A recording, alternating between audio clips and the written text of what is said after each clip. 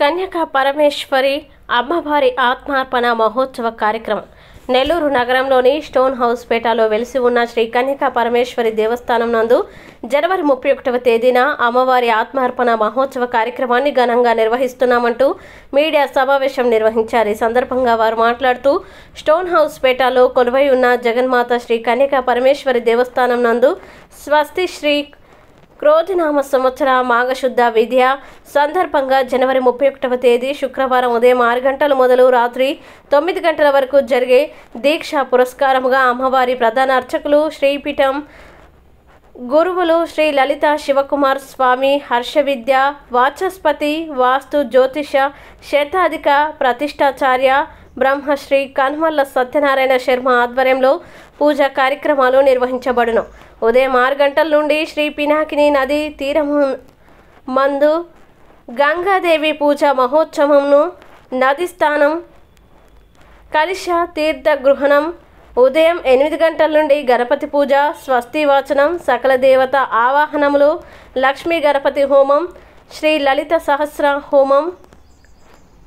లలిత సహస్రనామ హోమం దుర్గా హోమం నవగ్రహ హోమం శ్రీ సూక్త హోమం శ్రీ కన్యకా పరమేశ్వరి మూల మంత్ర హోమం పూర్ణాహుతి అమ్మవారి కలశకుంభ సంప్రోక్షణ రక్షాధారణ ఆశీర్వచనం కార్యక్రమాలు జరుగుతాయని తెలిపారు। ఏ విధంగా హోమంలో పాల్గొనేవారు సాంప్రదాయ వస్త్రాలు ధరించవలెనని తెలిపారు। సాయంత్రం 4 గంటలకి కన్యా పూజ 4 గంటల 30 నిమిషాలకి సుహాసిని పూజ 5 గంటలకి అమ్మవారి ఆలయ ప్రదక్షిణలు 6 గంటల 30 నిమిషాలకి నిప్పుల గుండ ప్రవేశం 6 గంటల 45 నిమిషాలు కన్యచే పూర్ణాహుతి సమర్పణలు తదుపరి 102 గోత్రికుల పూర్ణాహుతి సమర్పణ కార్యక్రమం జరుగునని తెలిపారు। నిప్పుల గుండంలో పాల్గొను ఆర్యవైశ్యులు ఆలయం వద్ద వారి పేర్లు ముందుగా నమోదు చేసుకోవాలని తెలిపారు। విశేషమైన ఈ పవిత్ర కార్యక్రమంలో నెల్లూరు జిల్లాలోని భక్తులందరూ విచ్చేసి తీర్థ ప్రసాదాలు స్వీకరించి అమ్మవారి ఆశీస్సులతో అష్టైశ్వర్యాలు సకల సంపదలు పొందగలరని కోరారు।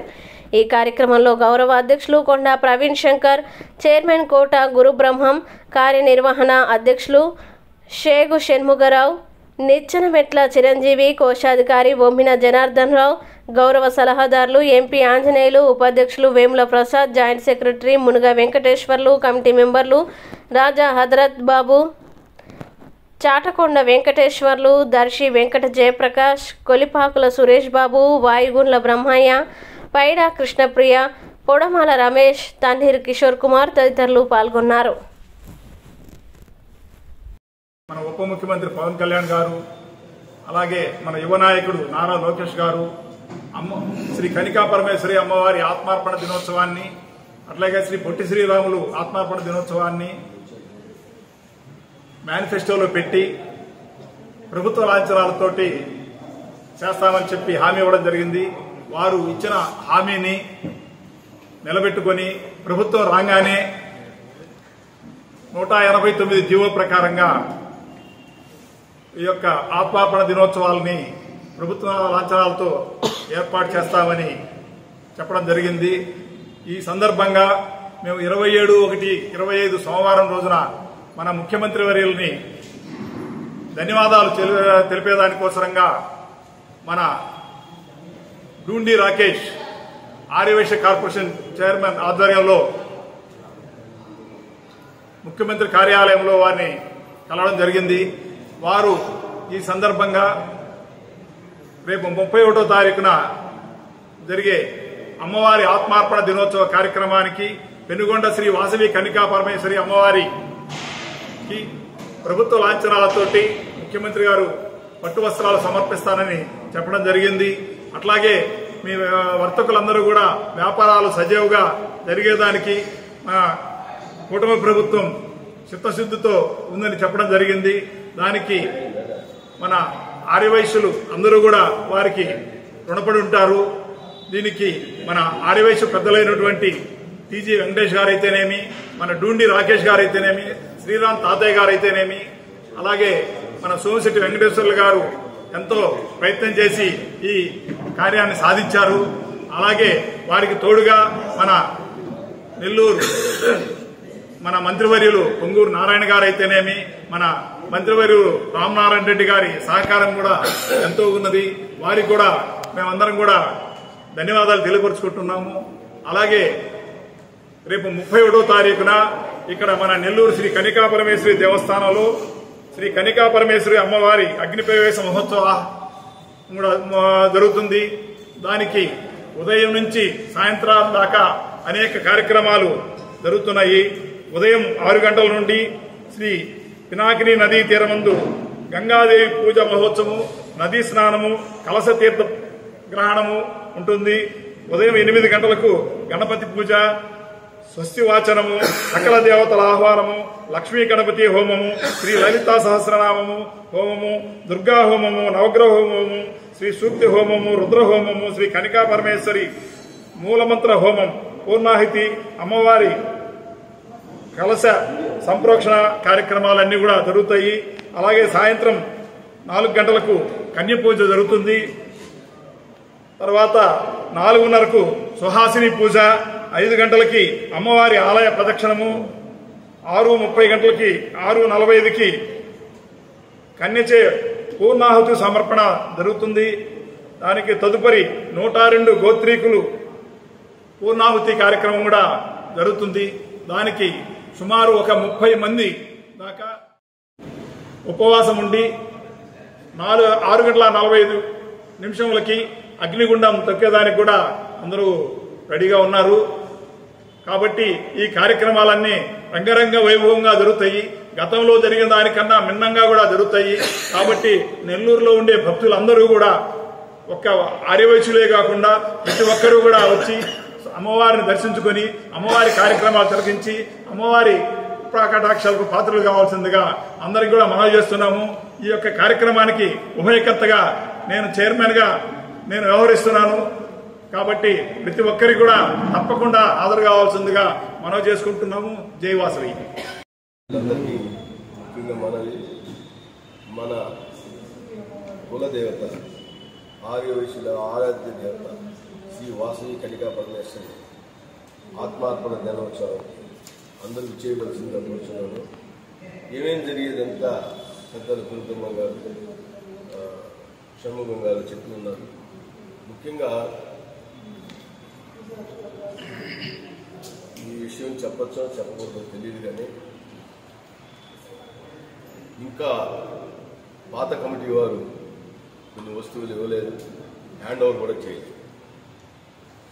దయవుంచి ఆత్మార్పణ దినోత్సవం సందర్భంగా వాళ్ళకందరికీ వినొచ్చు. ఎందుకంటే అమ్మవారి నగలన్నీ ఇస్తే బాగుంటుంది అని నేను ఒక హితవుగా చెప్తున్నాను. అంతేగాని వాళ్ళనేమి నేను అగౌరవపరచడం లేదు, ఏమి చేయలేదు. కాబట్టి గౌరవంగా అవన్నీ ఇచ్చేస్తే బాగుంటుంది. సీఎం గారు ఈ ఆత్మార్పణ దినోత్సవాన్ని గవర్నమెంట్ అఫీషియల్ ఫంక్షన్గా చేసినందుకు కృతజ్ఞతలు తెలుపుతున్నాను. మాట్లాడింది ఈ ఆత్మార్పణ దినోత్సవం గత 25 సంవత్సరాలు చేస్తున్నాము. ఈ ఆత్మార్పణ అమ్మవారు ఎందుకు దిగింది ఏంది అనేది మనకు అమ్మవారు చంద్రకొండ క్షేత్రంలో కుసుమశెట్టి దంపతులు జన్మించింది వాసవి కన్నికా పరమేశ్వరి. అక్కడ విష్ణుభద్ర మహారాజు రాజమండ్రిని పాలిస్తుండేవాడు.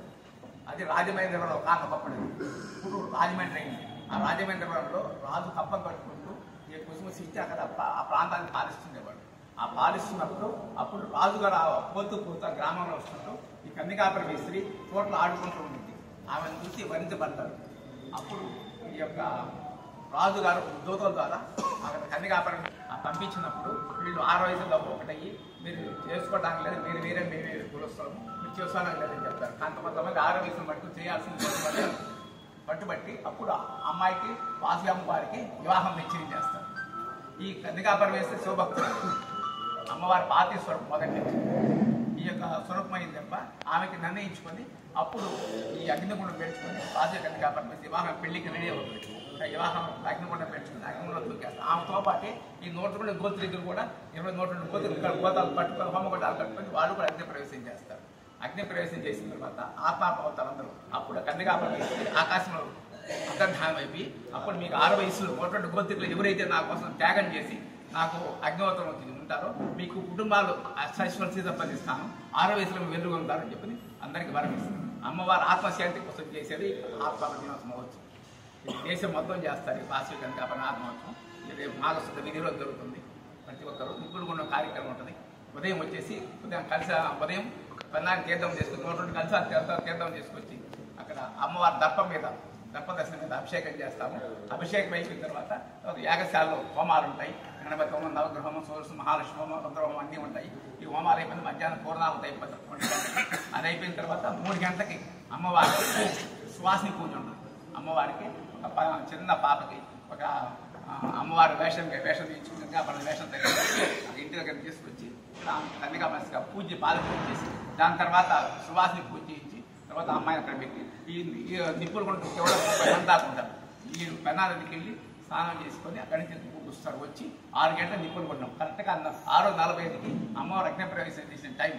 ఆ టైం లోపల అమ్మవారి నిప్పులు కూడా అయిపోయిన తర్వాత అమ్మవారి ఆలయ ప్రదక్షిణ చేయిస్తాం. ఆలయ ప్రదక్షిణ అయిపోయిన తర్వాత దాని తర్వాత అమ్మాయితో పూర్ణాహుతి చేయిస్తాం. అయిపోయిన తర్వాత ఇది కార్యక్రమం చాలా అద్భుతంగా ఉంటుంది. ప్రతి ఒక్కరు 6 వయసులో కాదు, ప్రతి ఒక్కరు చూడాల్సింది.